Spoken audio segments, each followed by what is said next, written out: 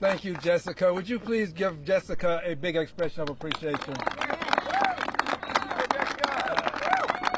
That's not the big that I had in mind. Really big. And the constitutional scholar who has been so helpful and still continues to do his job, notwithstanding all of the many other things that he has on his plate. Would you give John a big hand, please? John Boniface.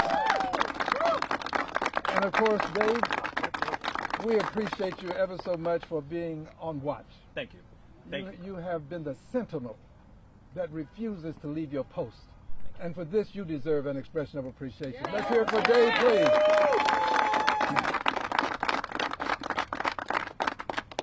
I'm here today because this is my watch. This is my watch. But it's also the watch of all of the people who are here with me. So in truth, this is our watch. Yes. This is our watch. Yes. And on our watch, we refuse to allow the demise of democracy. Yes. Not on our watch. No. On our watch, we refuse to allow liberty and justice for all to become a thing of the past. Not on our watch. Not on our watch. On our watch, we refuse to allow one person to dominate the House, the Senate, and the presidency in the United States of America. Not on our watch. This is our watch. Dr. King reminds us that the truest measure of the person is not where the person stands in times of comfort and convenience, when there are no issues related to democracy and the republic. He reminds us that the truest measure of the person is where do you stand in times of challenge and controversy. In these times of challenge and controversy, we stand for the remedy that can make the difference and maintain the democracy, and that remedy is impeachment. Impeachment. But that's not enough. That's not enough. Impeachment we must do. Impeachment is the indictment. So he must be indicted. Impeachment. But then there's a Senate. And the Senate has the opportunity to try the case. It is in the Senate that you get what? Conviction. Conviction. And when the Senate convicts, then the Senate has the opportunity to do what? Remove. Impeach, convict, and remove. That's why we're here today. And we're also here today to let you know that on Saturday, the movement continues. It is a peaceful movement. That's right. It is a peaceful movement. It is the movement that John Lewis would appreciate, that Dr. King would appreciate. Peaceful, non-violent movement.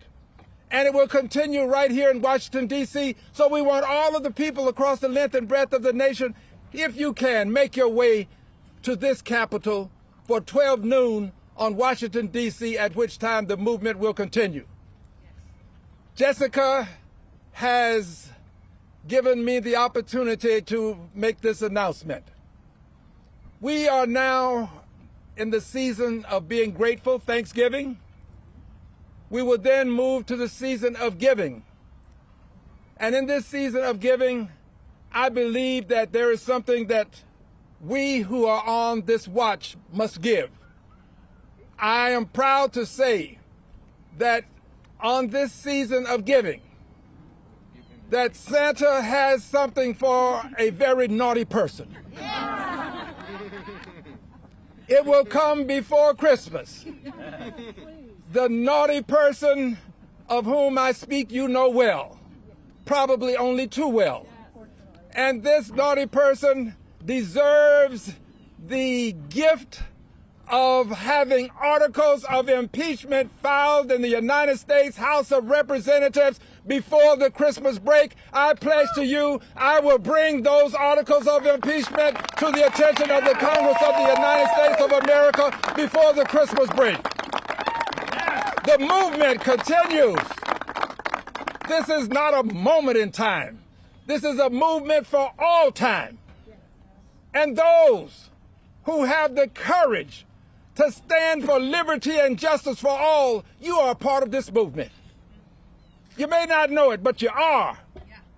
Those who believe that government of the people, by the people, for the people is a necessity in a democracy, you are a part of this movement. So let us not forget that if we are to maintain what has been given to us, we inherited this democracy. And if we are to maintain this democracy, we have to do more than say we believe in these things. We have to participate.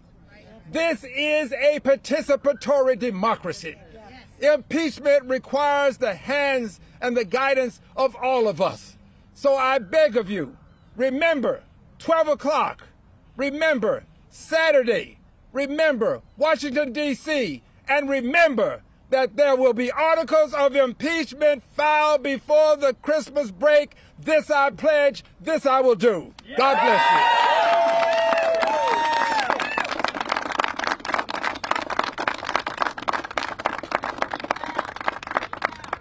Can we get one more round of applause for Representative Al Green?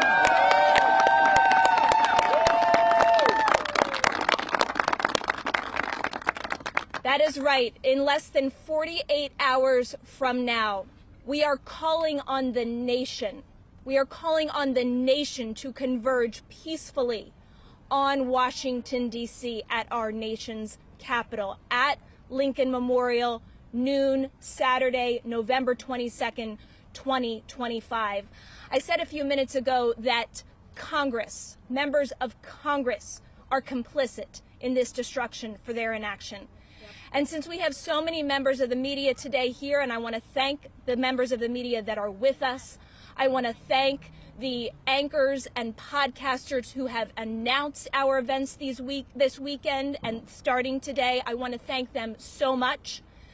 And to the rest who haven't yet, I say you have an opportunity in the next 48 hours to not yourself be complicit in the destruction of American democracy. Because we, the people here, are giving the country and the world a remedy. And we need you to tell them about it. The First Amendment of the Constitution gives us the right to assemble, to have free speech, to redress our government for grievances. And we are exercising that very First Amendment that gives each and every one of you the right to be here today. We need the media to talk about this between now and Saturday. We need them to put it on blast. We need our friends like Jimmy Kimmel, who I love so much, in Late Night, and the American people that stood out for him when his free speech rights were threatened. We need him to talk about it. We need Stephen Colbert, who has been such a warrior after his contract was insanely pulled to appease this administration, to talk about it. We need the morning shows to talk about it. We need international newspapers to talk about it. We need the whole world to talk about the peaceful convergence that we are having in Remove the Regime on Saturday, November 22nd.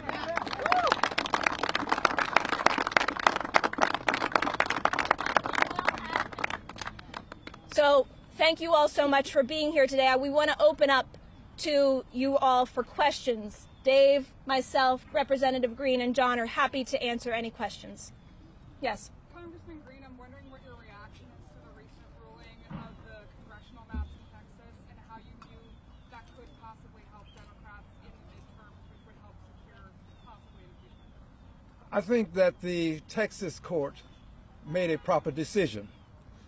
I believe that the Supreme Court should follow the rules, the ruling of the Texas court. But I also know this: the Supreme Court may not. And if it does not, we still have to proceed.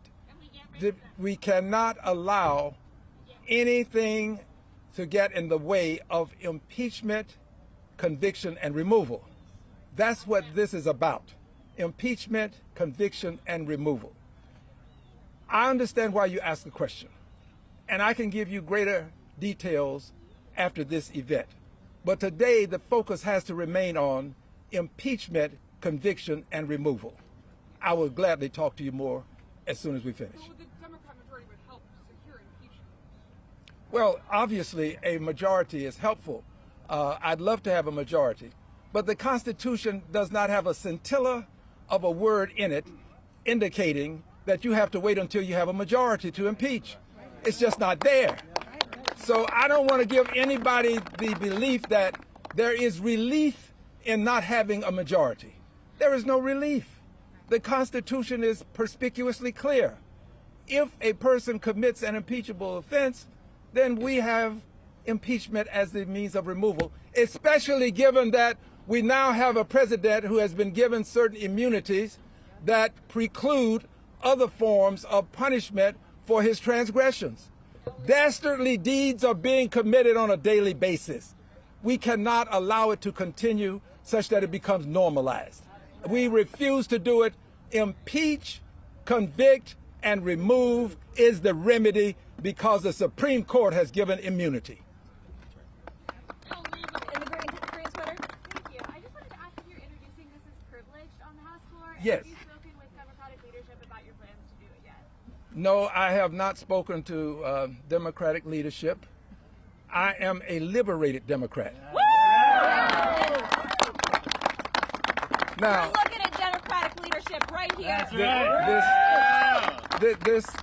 This does not apply to leadership, what I'm about to say next. I'm unbought, unbossed, and unafraid. A liberated Democrat. The Constitution has no mandate for conferring with leadership, quite frankly, or anybody else. Each member of Congress can bring this privilege resolution. Now, here's what I didn't say earlier that I'll say now. I said I would bring articles of impeachment. I would file them. But I'm going to bring them to a vote. It's not enough to file them and not have a vote on them. Yes. We will bring those articles of impeachment to the floor as a privilege resolution, and there will be a vote on them. And then we let the chips fall where they may. I can tell you how I will vote. I can't speak for anybody else. Right here? Thank you. I think Jessica, a couple others mentioned that not supporting this would be an indictment on some other figures of the Democratic Party, Schumer, Jeffries. Representative Green, do you share that perspective? Here's my perspective. I believe in the Constitution. I believe that what I'm doing is mandated by the Constitution and supported by a movement. I will let others decide for themselves. Let them make their own choice as to how they will conduct themselves. But for me, there is but one option: impeach, convict, and remove. Right here? If you had a message for fellow Democrats kind of have them in mind, what would it be? The message to all Democrats and all people, but to the people who have the opportunity to vote, I say vote your conscience. My conscience tells me that now is the time. This is a seminal moment in time. It's going to impact the rest of time. And if we don't take advantage of this seminal moment in time, there was a baby over here just a few moments ago, we will leave, he is posterity. We will not leave posterity the democracy that we inherited. We would do ourselves and posterity a disservice if we don't impeach, convict, and remove. Listen, it's not enough for him to serve out his term. He needs to be impeached, convicted, and removed so that there will not be another Donald Trump to show up without considering the fact that we will take actions to impeach, convict, and remove you from office. Yeah. Congressman, again, do you know how many articles you will introduce, and do you know what topics they will focus on? What violations do you want to highlight? Well, I do have some ideas. I'll be conferring with John and some others. Obviously, Jessica and I confer quite regularly, but I'd rather not introduce them today. Today is a day for us to announce that there is a march on Saturday, that you can join the march, and when we introduce the articles, they'll be presented to all of the press. You'll have an opportunity to peruse, scrutinize, and draw your own conclusions. But know this, they will be introduced, and they will be presented, and there will be a vote. And by the way, when I say vote, listen, for those who may not know, the vote can be several things.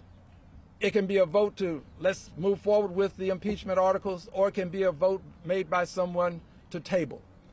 I will not vote to table the articles. People who vote to table the articles are voting against impeachment.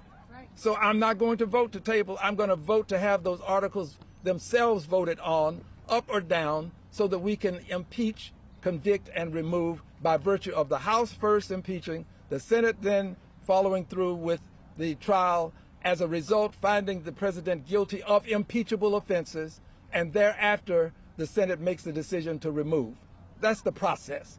The process should be followed. The president should be removed from office for his dastardly deeds that are unconstitutional in nature and harmful to our nation, harmful to liberty and justice for all, harmful for posterity, because it is this generation, this is our watch. What we leave, others will inherit. We inherited a democracy that is the least we can leave. Just to clarify, you're going to introduce the articles before Christmas, and the vote will also come before Christmas? Yes. The answer is yes. But I heard somebody say, let's have a revolution. No. Why? No. Why? Because there is a means by which we can deal with this without having a revolution. Yes. I'm glad you said that, because this is a peaceful movement. And anybody who's not in the peaceful movement is not with us. And if we are marching and protesting and someone misbehaves, we should point our fingers and say, not with us. Not with us. Practice, please. Not with us. Not with us. This is peaceful. I'm glad you are saying these things, because it is peaceful. And we are making that point. You are not a part of this peaceful movement. I am not. Thank you for being a part of your movement. We will continue with ours. Next question. Al Green, that's not right. Next question, please. Any more questions? I had a question. Yeah. Representative Yes. Green, is there a list of those Congress people, Democrats, who are not supporting impeachment? I thought I heard that 80 are supporting it, but is there a way we can find out who? I'll let Jessica respond. One of our partners is actually called Citizens Impeachment. Citizensimpeachment.com. Hi, Kira. She flew in literally from Albania to be with us here today. And they keep a tracker on their website of every member of Congress who has voted yay or nay on when the vote was forced by Representative Al Green. And there are only 80, as we've heard today. Only 80. You know, you guys are talking about a majority. We need, Democrats don't have a majority. We don't even have all the Democrats on board, which is so obscene. And I've heard a number of them come out and say, in reference to the forced vote that Representative Green filed a few months back, that just that particular article they weren't on board for. Well, there's nothing stopping any one of those members from filing their own article any day of the week. And I would implore members of the media, next time you have an opportunity to interview a Democratic representative who complains to you and gives you all of the diagnoses of the terrible violations of the Constitution that Donald Trump is committing, why they are not filing their own article of impeachment. So, yes. So I think it's important for everyone to remember that before Congressman Green introduced his articles of impeachment in June and forced a floor vote, there were only 20 members of Congress on record. Citizens Impeachment has been documenting that. There were only 20 members that were on record before that vote. Congressman Green forces the vote, and 78 of his colleagues join him. And then the next day, Congressman Andre Carson says, I got it wrong, and I'm co-sponsoring Congressman Green's article. So that's why we're at 80. So the question for members of Congress, when this next vote comes up, is where do you stand? Yep. Where do you stand? Are you going to stand on the sidelines with respect to this march to tyranny, or are you going to stand with the Constitution and with democracy and with defending our republic? They will have to face that question again with this vote. Thank you. Do we have any more questions? All right, I'd just like to remind everybody you can find out all the details for Remove the Regime at removetheregime.com. We also have a veterans rally coming up tomorrow at 2 p.m. That's Friday the 21st. Prior to that, we're going to have some in-person training from Kira at Citizens Impeachment and Dave so that folks can take these tools that we are exercising in person in D.C. today home and actively lobby their members of Congress for impeachment. We are going to be relentless, peacefully relentless until this goal is accomplished.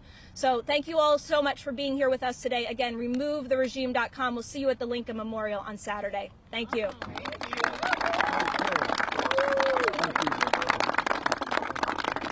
Thank you.